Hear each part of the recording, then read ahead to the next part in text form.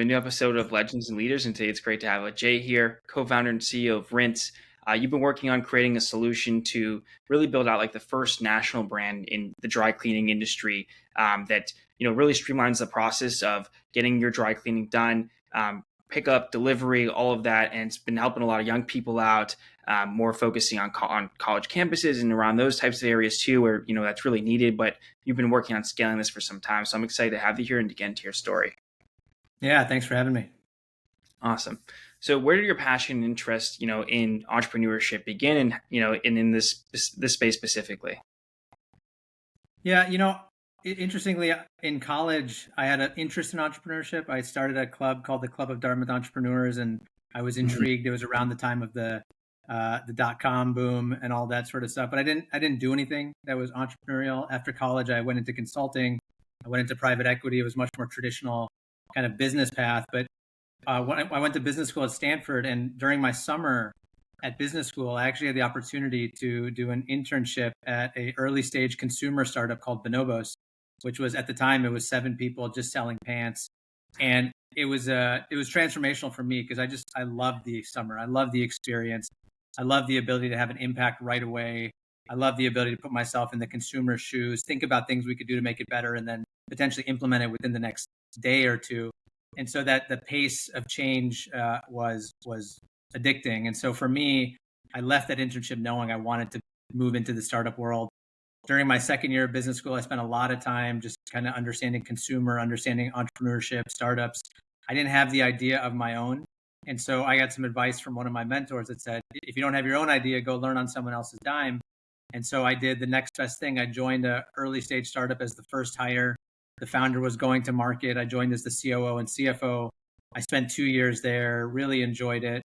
And then when I transitioned out in 2012, summer of 2012, I knew that for the next thing, I was going to start my own company. And so then I went through the exploration of what was I going to start. And so for me, it was a combination of looking at, the combination of my passion, my expertise, and then where I thought there was a market opportunity. And as I dug into it, I sort of narrowed in on two trends. One was the idea of bringing technology to old school industries, and the other was removing friction for existing customer experiences. And so I played around with a bunch of different ideas, and none of them were exciting enough for me to take the leap. But then in early 2013, my co-founder James, who's one of my best friends from college, I've known him since 1999. He actually came to me and said, could we do something in dry cleaning? And it was one of those moments where all the bells went off. I thought dry cleaning was perfect for the trends I was looking at. James is someone I'd always viewed as a potential co-founder, and I had recently come to the realization that in order to make this leap, I really wanted to do it with a co-founder. And then he had the very unique insight of having grown up in dry cleaning. His parents are dry cleaners, his aunts, uncles are dry cleaners. So we had that conversation in January 2013, and we've been scaling Rinse for the next 11 years now. Wow. It's good you found the right person to build with. Yeah, it's a big deal because I had gone through about 6 months of exploration, and I think as I had gone through it, I was thinking about my own ideas. There were some people who had ideas that wanted a CEO to come in, and although the ideas might have been interesting, there was something that was missing, and I had come to the realization probably within a couple of weeks before that breakfast I had with James, where I realized I wanted someone on the journey with me because it's a really challenging journey. And so to have someone who's there to navigate the ups and downs with you is really important. And James is someone I just trust explicitly and implicitly. And so to have him excited about this idea, excited about doing something in consumer, because he's a healthcare guy. So doing something in consumer and having that insight was really too good to pass up. That's great. That's good you realize that too. So, you have this passion, you have this space that you found, you have the right person to build with. How did you actually get the business started? Like, what did it take from a financial perspective? Well, so the first thing was to confirm that customers actually wanted this, right? I think you need to make sure that we can all think about great ideas, but if customers don't care, it's not going to go anywhere. And so we actually, after that breakfast, James flew back to New York and then he flew back to San Francisco about a week or two later, and we ran a test. We set up a test to pick up from 11 of our friends around San Francisco. We cleaned their clothes at James's parents' shop, and we delivered the clothes back. And, what we did is we tested little things like we were going to provide transparency, itemized receipts, text messaging to let them know we're there, picking up at your door, a lot of things that are core to our service today. And what we found was when we delivered the clothes back, everybody had a unanimous response of, hey, this is awesome. When are you guys coming back? And we hadn't thought that far ahead because this was just a quick test where we wanted to see if anyone cared. And I know with James, his aha moment was that everybody, all 11 of those customers paid us, right? We charged them at cost. We didn't make money on it, but it wasn't zero. It wasn't free. And they were willing to pay. And so we knew there was something there. And so we then spent a lot of time doing need finding exercises, basically talking to as many people as we could about the last time they did dry cleaning or the last time they did laundry. And what we heard in those conversations is really the same thing we've heard, for the last 11 years as we've been building Rinse. It's just that the existing experiences are so full of friction. So if you take dry cleaning as an example, you don't know who's a good dry cleaner, so you just go to the nearest one. You're held hostage to proximity. There's no trusted brand in the space. You can't assess quality until after you get your clothes back. So there's a little bit of a crapshoot where you're giving your personal clothes that you spent a lot of money on and hoping they come back okay. Dry cleaners tend to be open 9 to 5, right? They're not open on the weekends. They're not open in the evenings, and that's when most people are at work. There's limited transparency, limited customer service, limited technology, all these pain points. And there's a whole list that is very similar within laundry. And for us, we call that internally death by 1,000 cuts. But basically, we realized there was a real opportunity to create a much better experience, not by removing one big point of friction, but by removing all these little points of friction. And so that need finding, that exercise was really important for us to get that momentum and that conviction that we wanted to do this. And so for us, we bootstrapped it early. And then we started serving customers on a regular basis in May 2013. We put a circle around 3 zip codes in San Francisco. We said, if it doesn't work in these zip codes, it's just not going to work anywhere. So let's stay focused and stay disciplined. And within that, we started with, again, like 10 or 11 customers in May. We added a few customers in June. We added a few in July. But it was really about working out the operational kinks, getting early feedback, making sure that this made sense. And then during that summer, we raised our first friends and family round from individuals and angels. And I think over the course of 6 to 12 months, we raised about $1 million. And that helped us fund growth and continue to hire the team and build it out. And then we've raised capital since then in different steps. Mm-hmm. So how did you create the system of like the pickup drop off system? Because that's like such an important part of what you're doing. Well, that's key to what we're doing, right? I think when we understood the pain points, one of the biggest pain points was, dry cleaning. I got to go to a dry cleaner. They're only open Monday through Friday. During the day, I'm at work. Laundry, I live in an apartment with a shared laundry room, and it's hard to find time to go there. And then if I leave, someone's going to take my clothes out and put them on top and put their clothes in, and all this stuff, all these pain points happen. And so for us, this is the convenience economy. People are using the mobile phone to press a button and be the remote control for their life. And so we knew that there was a lot of demand for convenience, for picking up at your door. And that was critical to our value proposition. Now, one of the biggest decisions we made early on actually was not to be on demand. And that's helped our success so far, because at the time, this is when Uber and Lyft were very popular. They were blowing up. And every smart investor and founder we talked to told us we had to be on demand.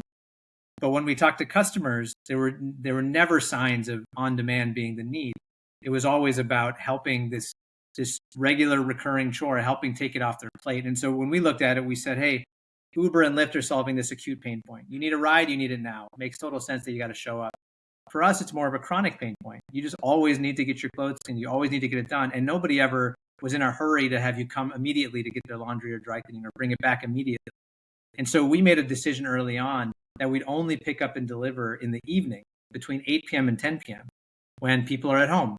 And that has been a really powerful decision for us because, we knew that this would be a very operationally complicated business to make work. The barriers to entry are pretty low. The barriers to scale are really high because it's about managing this operational complexity as you have more orders. It's probably more complicated than I gave it credit for at the early days. But by forcing the demand window between 8 to 10 p.m. and coming to your door and making it super convenient, it gave us time to really design the operational flow to support that. And that's been core to our ability to scale. So there's only a certain window, and that saves a lot of expenses, in terms of the deliveries, right?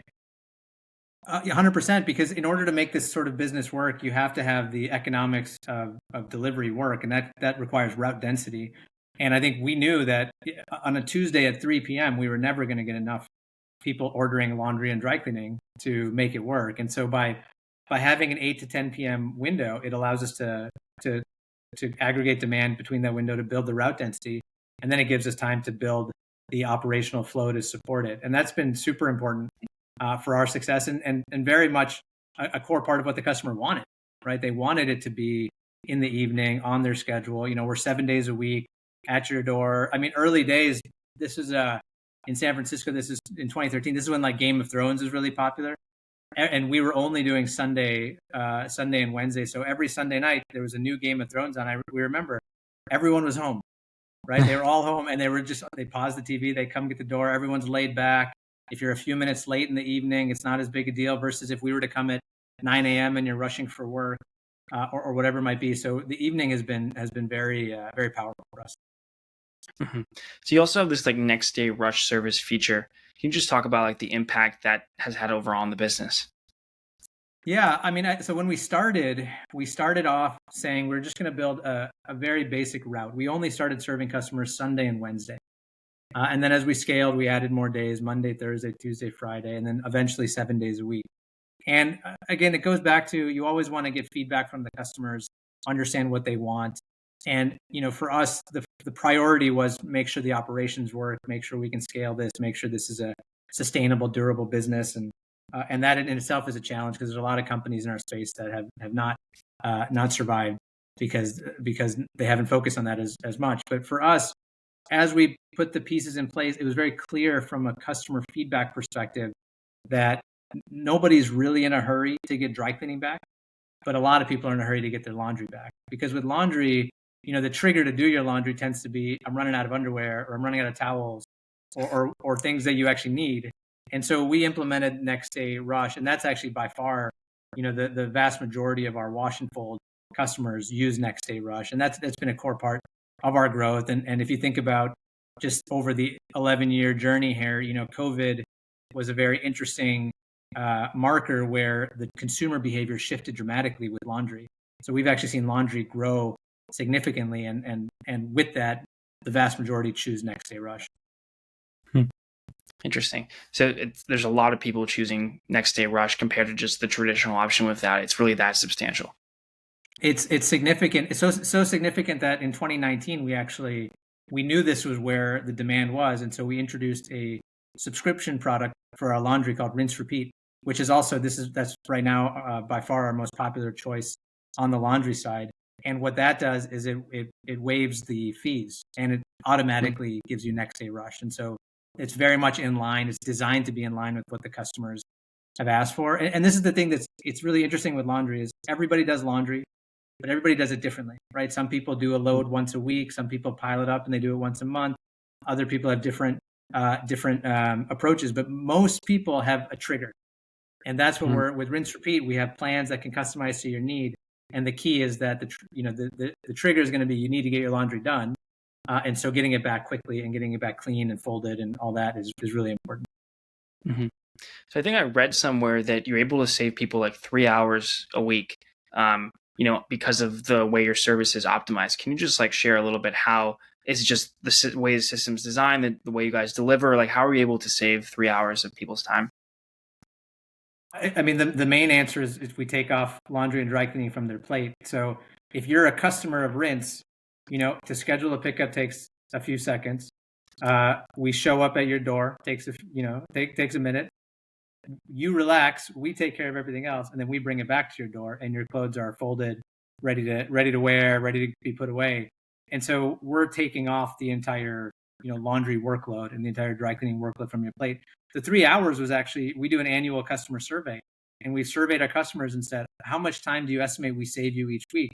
And the answer when we did the survey was around 3.16 hours. So that's where we say 3 hours, but that's typically the amount of time it takes to do laundry for most people is around the 3 hours. And it can vary, because if you have to go to a shared laundry room or a laundromat, it takes a lot more time.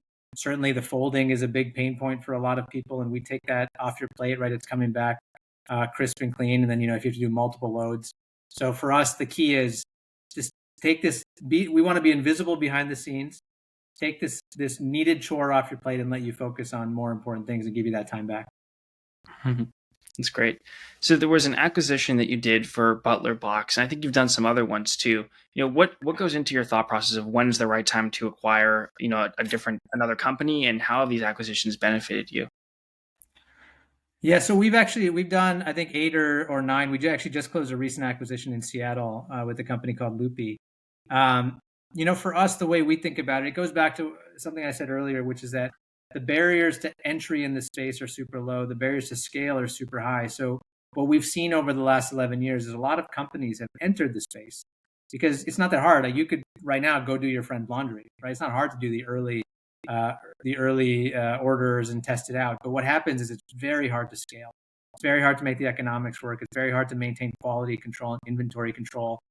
All that sort of stuff, when you put it all together, becomes difficult. And so over the course of our journey, there have been competitors along the way that have either shut down or wanted to exit, primarily because it's just hard, and they don't necessarily want to stick around. And so our acquisitions are typically that it's someone who is kind of done, wants to go do something else, wants to work full time. They realize it's going to be hard for them to raise capital in laundry, hard to make this work.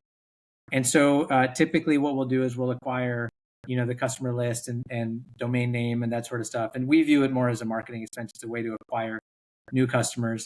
Our first one was done in 2016. A competitor called Washio actually filed for bankruptcy, and we were able to acquire their customer list out of bankruptcy. And that's where we designed this playbook. And importantly, our lawyers helped us design a very simple agreement, a couple-page agreement to get this sort of acquisition done. And so when we talk to the companies that we end up acquiring, a lot of this is we can move quickly. We're very credible because we've done this before, and there aren't a lot of credible acquirers in our world. And there's a story about being sold to the market leader, and so that's sort of what's driven a lot of these acquisitions, and they've been very effective for us because the founder can exit, and they know that their customers are going to be taken care of, and then for us, we get to grow our customer base with them.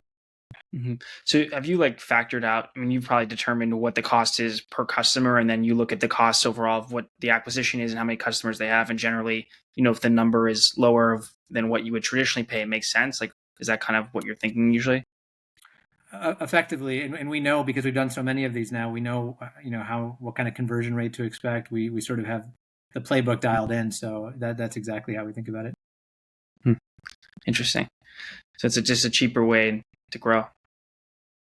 It's just another way to market, right? A lot of it, ultimately for us, it's about customer acquisition costs. And so we look at these as different ways to acquire new customers.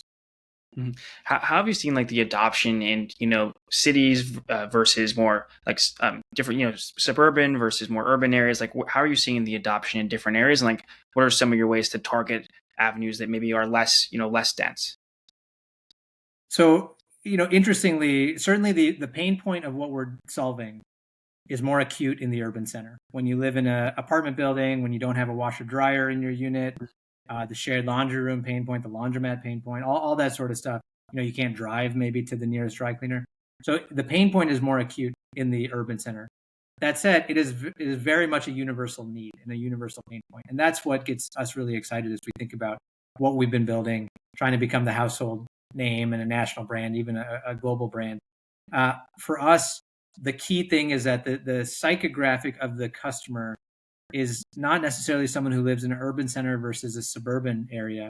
It's someone who's willing to pay for convenience because they have other things they need to get done. They're aspiring socially, aspiring professionally. They want to spend time with their kids, whatever it might be. And so for us, we find that the pain point is certainly more acute in urban centers, but the suburban demand is great. And we've done in every one of our markets we're in. Now we're in 10 major markets across the country. We're in the city, but we're also in the suburbs alike. So in the Bay Area, we cover San Francisco, Oakland, San Jose, but we're also in all the suburbs in between. And the demand has been great across the board. So I think the key is finding people who are willing to pay for convenience. And if you go back to the delivery window, by having an 8 p.m. to 10 p.m. window, it allows us to build route density even in a suburban area. So some of the pain points that, in an urban area, we might have one of our valets go to an apartment building and take care of 3 or 4 customers in the same building on a given night. And that's obviously a great way to build route density. In a suburban area, you're not going to have that necessarily because you're going to houses. But guess what? Really easy to drive and park. And so you get these different benefits. But by forcing the demand window between those 2 hours, it allows suburban markets to work fine. And there's a lot of great customers there. And don't forget, a lot of people who started in the urban markets end up moving to the suburban markets. And they want to get this off their plate. Mm. So what's your long-term vision? Like, where do you see, Rinse going in the next 5 to 10 years? So our long-term vision it's very consistent with what our vision was when we started Rinse. The goal was to build a durable company, a brand that could become a household name, ubiquitous around the country. And I think as we've evolved, certainly we have global. If you say 5 to 10 years, which is a long time, there's certainly global ambitions as well. But today we're in the San Francisco Bay Area, Los Angeles, Washington, D.C., Chicago, Boston, New York, New Jersey, Seattle, Austin, Dallas. There's a lot of markets in the U.S. that we're not in. And so the next phase is really about continued growth in the existing markets and continued expansion to a lot of new markets like Miami, Philadelphia, Denver, San Diego. You can name a long list. And then certainly beyond that, there is opportunity for global expansion. And one thing we're also investing in now, we've been historically very much direct to consumer, coming to your door. Over the last year or two, we've started investing more in B2B. So actually doing cleaning for organizations. So we do cleaning for, as an example, like Blue Bottle Coffee. We clean all their aprons across the country. There's a handful of brands that are national that need cleaning helps. There's also a handful that just have multiple locations in a given market. And that's historically a hard problem to solve because you have to find a local cleaner who's willing to go to a bunch of different places. But for us, because we serve a whole area, we can handle that. And so we have we've been growing that pretty quickly. We think there's a big opportunity there as well. Mm-hmm. Well, that's all the questions I had, Ajay. I appreciate you coming on, sharing your story. I think that, I'm definitely excited to see the growth that you'll continue to have. I think there's a lot of regions that, need something like Rinse that haven't really been able to have it yet. And you've already solved the problem for many people. So I wish you much success and appreciate you coming on. Yeah, thanks for having me. I appreciate it.